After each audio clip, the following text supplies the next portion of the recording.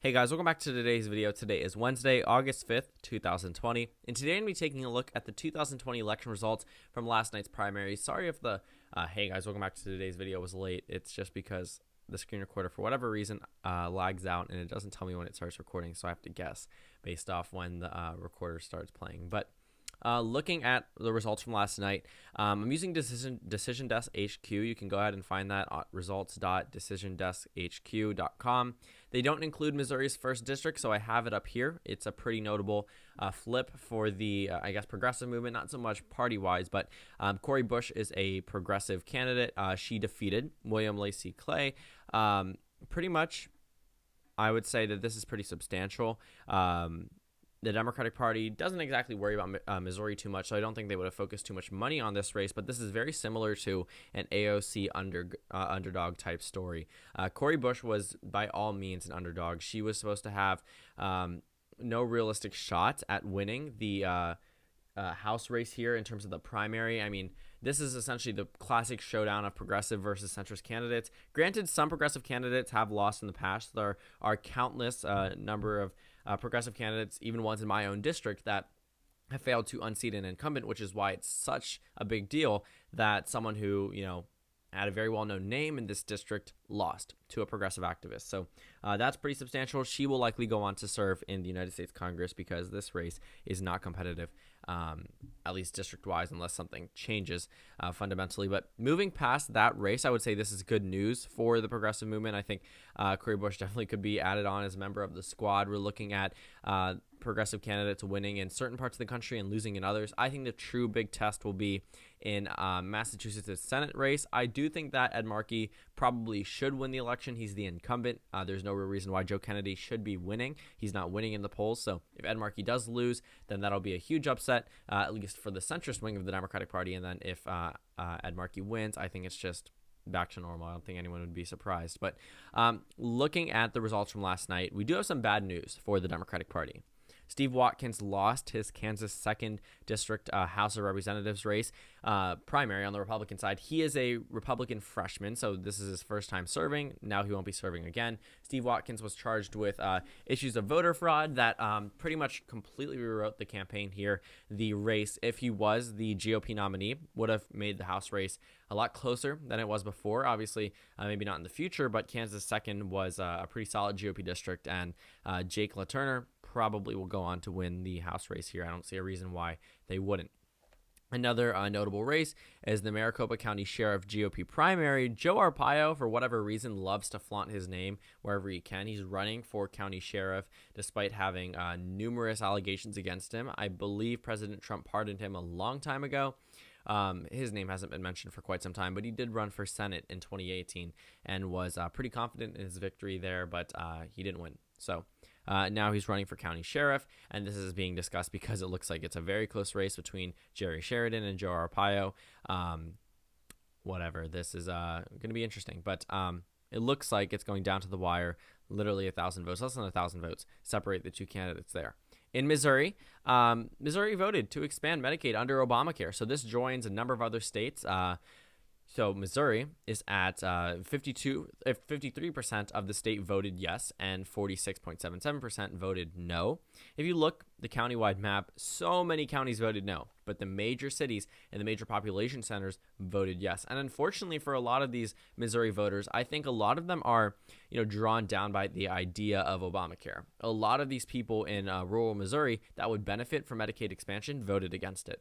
And, it's very similar to the American public. If they don't like what the name is of the bill, Obamacare versus the Affordable Care Act, using those two terms individually could give drastically different results as to how people feel about that issue itself. Obamacare versus the Affordable Care Act. They're the same exact thing, just one has the name Obama that people don't necessarily like. So when we talk about Medicaid expansion, people will automatically tack that onto Obama. And if they didn't vote for Obama, Missouri did not in 2008 or 2012, they probably aren't voting for Medicaid expansion. But it looks like it did pass very narrowly, though, and it looks like that went over last night. So moving past that, we also have a House race in Michigan.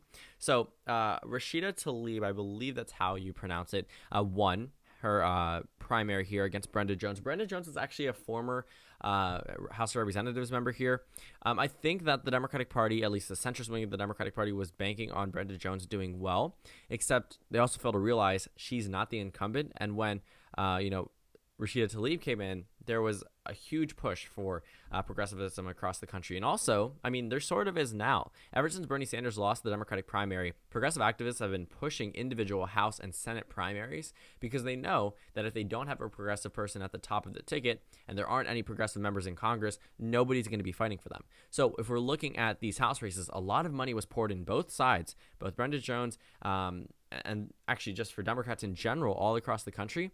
And it's pretty much been a constant showdown between progressive versus centrist ideologies. Now, I will say that the progressive wing of the Democratic Party has suffered more losses than wins throughout this entire primary season. I saw one here in my home district with Michaela Wilkes. I've seen them all across the country within Democratic primaries, for Senate primaries, within governor primaries. Whatever it might be, typically the progressive candidate doesn't do too well, especially if the state voted for Joe Biden before Bernie Sanders dropped out. So these are pretty substantial victories, and the fact that this is such a deafening margin shows that there's still that wing of the Democratic Party that still needs its voice heard and has a pretty strong presence and will continue to have a strong presence in the future of the Democratic Party. But this is the big takeaway from last night. Roger Marshall defeated Chris Kobach in the Kansas Senate Republican primary. He doesn't go off into a runoff. I know I saw some comments about that. I always thought that it was just a plurality winner, and I was right. Roger Marshall ended up winning. You see, the problem here was the Kobach wing was expecting Hamilton, Lindstrom, and Marshall to all split the vote, the anti-Kobach vote. But it seems as if those ads from Mitch McConnell, from the GOP, didn't exactly resonate too well with these Kansas voters. Chris Kobach was supposed to split Kansas in half. If you take a look at the counties where Roger Marshall did well in, Kobach was supposed to take around this entire region of Kansas, and he didn't. He won in pretty big areas of Kansas, and it was enough to get him over 100,000 votes in the Kansas primary. But now Roger Marshall will be the Republican nominee and face the Democratic nominee, Barbara Boyer. And it wasn't exactly a close race. Chris Kobach came in second very easily. Roger Marshall had 39.41% of the vote, nearly 40% of the vote with a race with a number of candidates. Chris Kobach only got 1 in 4 voters. So while a lot of Democrats were hoping Chris Kobach was to win, this no longer, this race still probably will be competitive, but I normally characterize Kansas as lean Republican. Kobach was supposed to win. He was the front runner. Though he was fundraising less, he was the, most well-known candidate across all of these, Bob Hamilton, David Lindstrom, even Roger Marshall, who served as a representative. Chris Kobach served statewide. He ran in 2018, so he's on the ballots of recent voters. So when he's coming to this primary, he was expecting a victory. A lot of candidates were expecting to lose and split the vote with Kobach, but it looks like Kobach was actually splitting the vote with Hamilton and Lindstrom that gave Roger Marshall that 40% of the Kansas Senate race. Roger Marshall was endorsed by Pat Roberts, was endorsed by Mitch McConnell. Donald Trump did not endorse a candidate here despite the GOP's wishes of him endorsing Roger Marshall. But the Democrats did run the risk of Chris Kobach ending up winning the general election against Barbara Boyer, having to fight against someone who's very far to the right compared to Roger Marshall, who's still far to the right.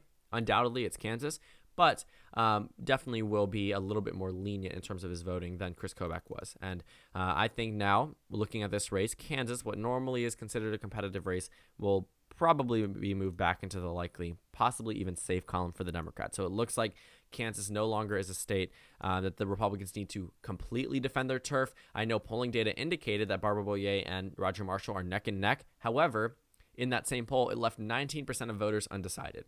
And when we're talking about Kansas, we're talking about a state that pretty much voted 2-1 for Donald Trump to Hillary Clinton. Those undecideds will easily break for the GOP through election night. So unfortunately for Barbara Boyer, I do think she could make this race a little bit more competitive, but I think Chris Kobach was that one candidate who really could have lost, and now I think Kansas is pretty much an absolute loss for the Democratic Party. It was never expected to be close. Pat Roberts retired. Everyone was expecting this to be like Tennessee with its open race and ending up going to the GOP, but it looks like the Democratic Party is no longer going to have a seat at the table from Kansas. Keep in mind, Kansas is actually the state with the longest Republican Senate streak. Since 1932, no Democrat has been elected from Kansas. And it looks like 2020 may continue that streak. Unless Roger Marshall messes up and Barbara Boyer runs a beautiful campaign. She is fundraising, hitting a state record in terms of the most money fundraised as a Senate candidate. But you also have to realize that party composition likely won't change, and a lot of that money isn't coming from Kansas.